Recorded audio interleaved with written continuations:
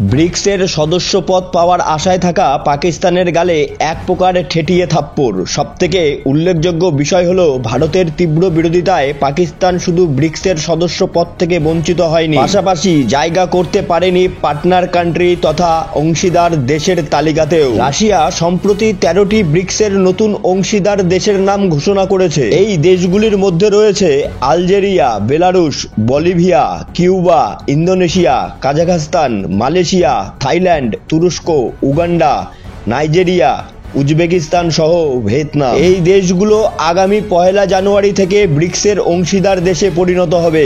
এদিকে চীন ও রাশিয়ার সমর্থন নিয়ে ব্রিক্সে প্রবেশের চেষ্টা করা পাকিস্তান সেই তালিকায় জায়গা করে নিতে ব্যর্থ হয়েছে। জানিয়ে রাখি যে ব্রিক্সের নতুন সদস্য দেশগুলোকে অন্তর্ভুক্ত করার ক্ষেত্রে সমস্ত প্রতিষ্ঠাতা দেশগুলির সম্মতি প্রয়োজন হয়। এমন অবস্থায় ভারত পাকিস্তানের দাবির প্রবল বিরোধিতা করেছিল, যার ফলস্বরূপ পাকিস্তানের ব্রিক্সের সদস্য হওয়ার স্বপ্ন পূরণ হয়নি, যদিও চীন ও রাশিয়া পাকিস্তানের সমর্থন করার চেষ্টা করেছিল। এদিকে পাকিস্তানের ব্যর্থতার তীব্র সমালোচনা করা হচ্ছে তাদের নিজের দেশে। পাকিস্তানের বিদেশ বিষয়ক বিশেষজ্ঞ মারিয়ানা বাবর সমগ্র বিষয়টিকে পাকিস্তানের বিদেশ মন্ত্রকের সম্পূর্ণ ব্যর্থতা বলে অভিহিত করেছেন।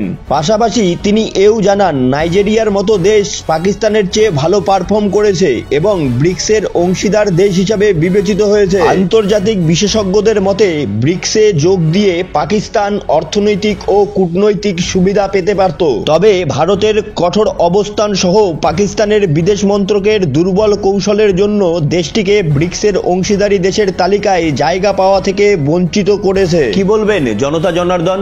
আপনাদের সুচিন্তিত মূল্যবান মতামত জানাতে ভুলবেন না জিআরএস নিউজ বাংলার কমেন্ট বক্সে। দেখা হচ্ছে পরবর্তী প্রতিবেদনে। সবাই ভালো থাকুন, সুস্থ থাকুন আর চোখ রাখুন জিআরএস নিউজ বাংলায়।